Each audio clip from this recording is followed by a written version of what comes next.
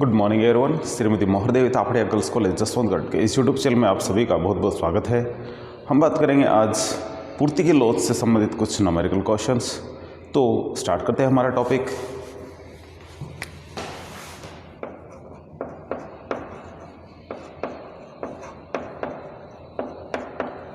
पूर्ति की laws, elasticity of supply, इसको हम ES के नाम से भी शॉर्ट में बोलते हैं, ES, इलास्टिसिटी ऑफ सप्लाई। इसका जो फॉर्मूला होता है वो होता है पूर्ति में अनुपातिक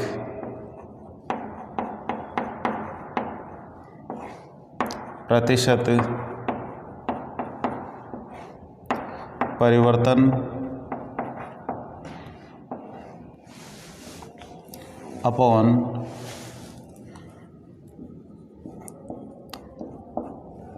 कीमत में अनुपातिक प्रतिशत परिवर्तन।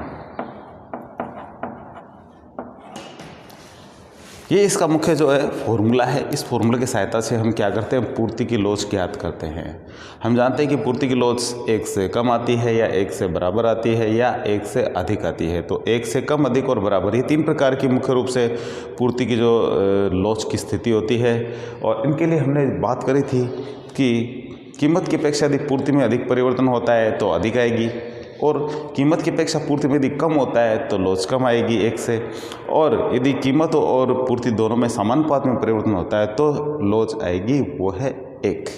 तो इस तरीके से हम वो सारे क्वेश्चंस करेंगे जिनसे कि पूर्ति की लॉज का समझ सको।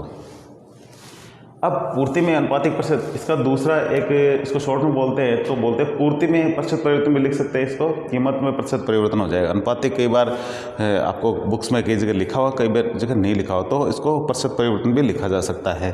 तो पूर्ति में अनुपातिक प्रतिशत परिवर्तन का जो फॉर्मूला है वो कुछ इस तरीके से है, Q2 minus Q1 upon Q1, और कीमत अनुपातिक प्रतिशत परिवर्तन का फॉर्मूला है वो है P2 minus P1 upon P1।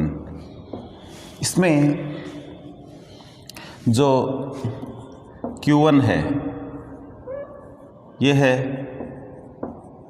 पहले की पूर्ति, और Q2 है जो है बाद की पूर्ति।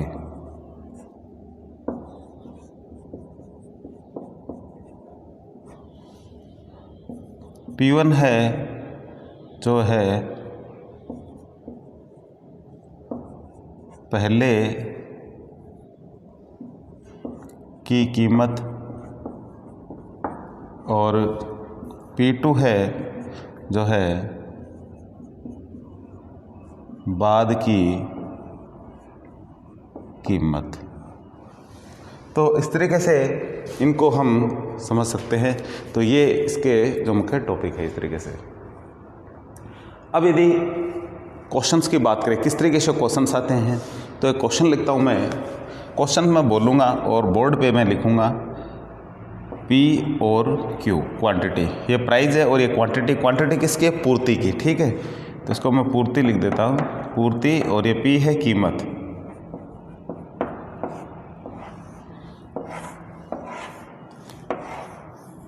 क्वेश्चन में बोलूँगा किसी वस्तु की कीमत 5 से बढ़कर 10 होने पर, किसी वस्तु की कीमत 5 से बढ़कर 10 होने पर उसकी पूर्ति मात्रा 10 से बढ़कर 40 हो जाती है।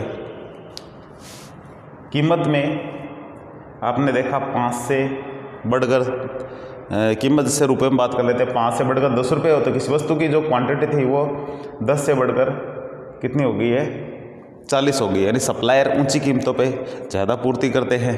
तो इसलिए पूर्ति का नियम क्या, धनात्मक संबंध को बताता है, और धनात्मक संबंध है, ये बढ़ रहा है तो ये भी बढ़ेगा। ठीक है, सप्लायर अधिक पूर्ति करते हैं। आप इसमें देख सकते हैं, इसमें ये जस्ट डबल हुआ है, इसमें ये जस्ट ट्रिपल हो गया है। ठीक, 3 गुना बढ़े, 4 गुना के आसपास बढ़ गया है, ये जस्ट 2 गुना बढ़ा है। तो इसमें कैसा आएगा, इसमें e ग्रेटर देन 1 की स्थिति रहेगी। किस तरीके से रहेगी, इस फॉर्मूले का प्रयोग करेंगे हम तो आपको पता भी चल जाएगा किस तरीके से।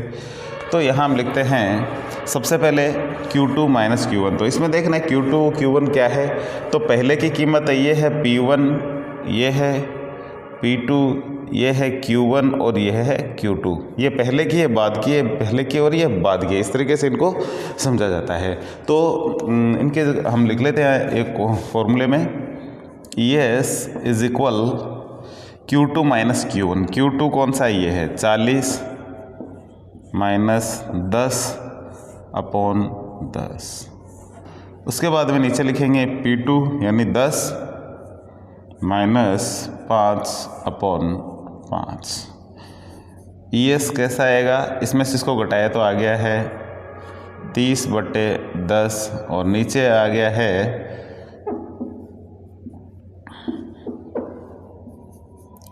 10 में से 5 घटाएंगे तो 5/5। नीचे वाली संख्या बट्टे में बट्टा हो तो इसको उलट के लिखा जाता है, या इसको ऐसे लिखेंगे 30/10 इंटू ये नीचे वाला 5 अब ऊपर से ले जाएगा और ये जो 5 है जो यहीं सीधा रहेगा।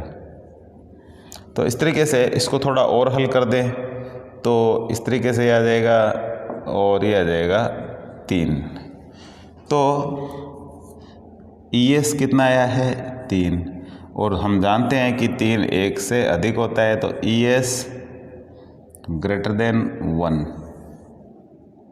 तो आप समझे कि किस तरीके से जो पूर्ति की लोच है वो इकाई से अधिक होती है। तो हमने लास्ट वीडियो में पूर्ति की श्रेणियों के बारे में पढ़ा था, और पूर्ति की श्रेणियों में हमने ये समझा था कि यदि पूर्ति में कीमत की अपेक्षा अधिक परिवर्तन होता है तो पूर्ति इकाई से अधिक होगी।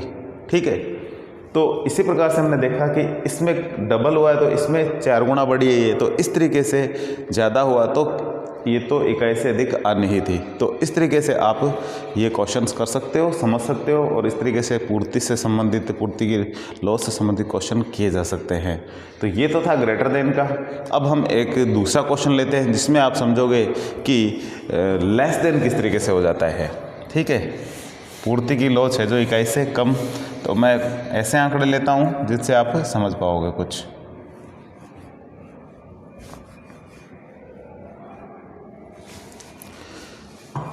किसी वस्तु की कीमत 10 से बढ़कर 20 हो जाती है तो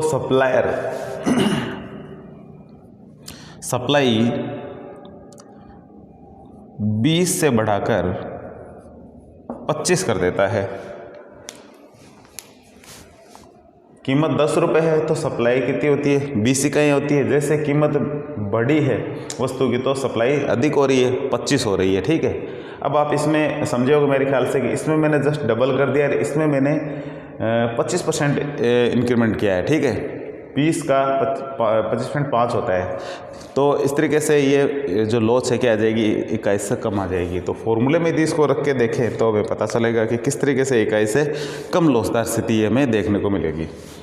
तो वही फॉर्मूला लगाना है, ये है P1 P2 Q1 Q2। यहाँ मैं लिखूँगा ES is equal Q2 minus Q1 upon Q1। ये Q2 minus Q1 upon Q1, तो 25 माइनस 20 अपॉन 20, और नीचे है 20 माइनस 10 अपॉन 10।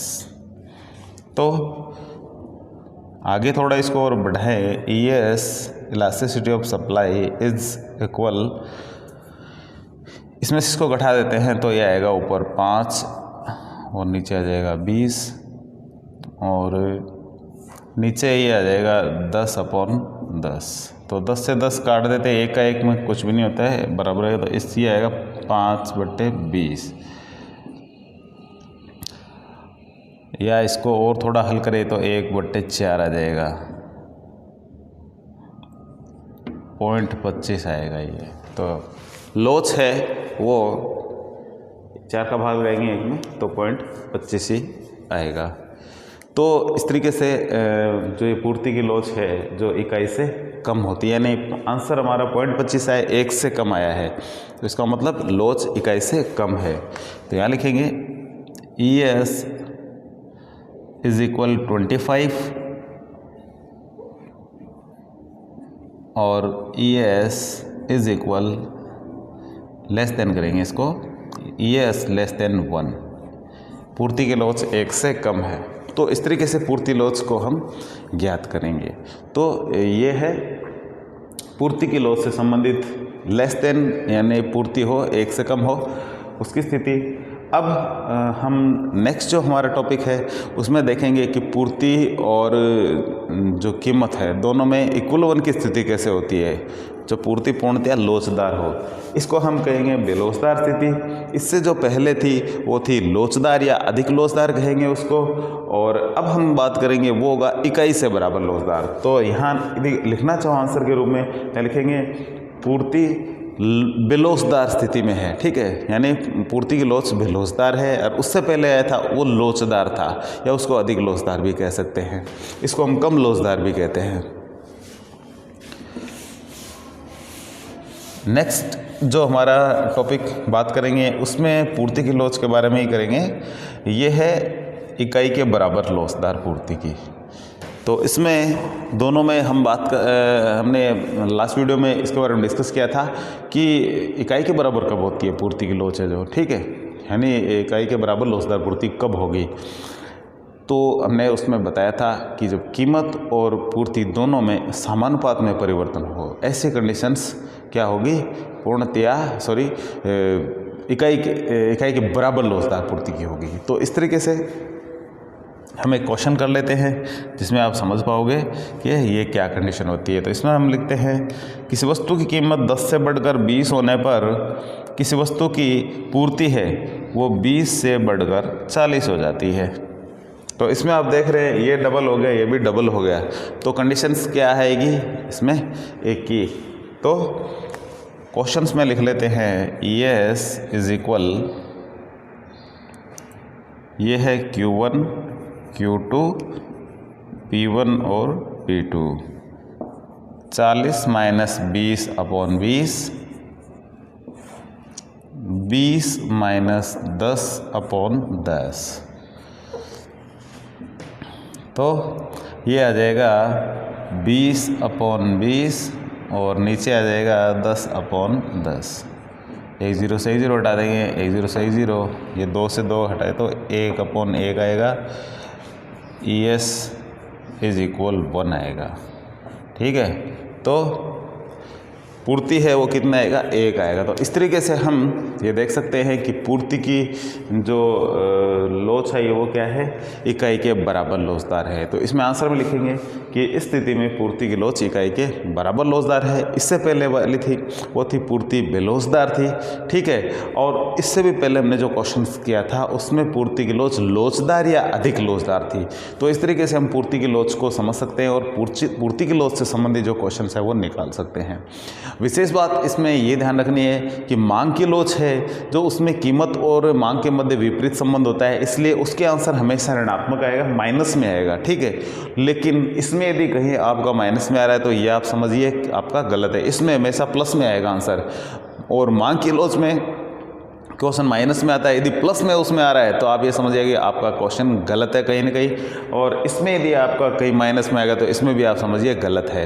तो मांग की लोच में तो माइनस में आना चाहिए और पूर्ति की लोच में क्वेश्चन हमारा जो आंसर है वो किस में आना चाहिए, प्लस में आना चाहिए, तब भी ये है जो क्वेश्चन सही माना जाएगा। तो इस तरीके से आपने जाना कि पूर्ति की लोच से संबंधित जो क्वेश्चन है वो किस तरीके से हम कर सकते हैं। तो आज के वीडियो में इतना ही करते हैं, मिलते हैं नेक्स्ट वीडियो पे। यदि वीडियो में किसी प्रकार की कोई चीज़ें आपको समझ में नहीं आती है तो आप कॉल करके ज़रूर पूछिए, और किसी भी प्रकार की जो प्रॉब्लम है उसको हम सॉल्व करेंगे। तो आज की वीडियो में इतना ही, मिलते हैं नेक्स्ट वीडियो पे। तब तक के लिए धन्यवाद। अपने वीडियो को लाइक कीजिए, वीडियो को शेयर कीजिए। यदि चैनल से नए जुड़े हैं, चैनल को सब्सक्राइब नहीं किया है तो ज़रूर कीजिए। Thank you.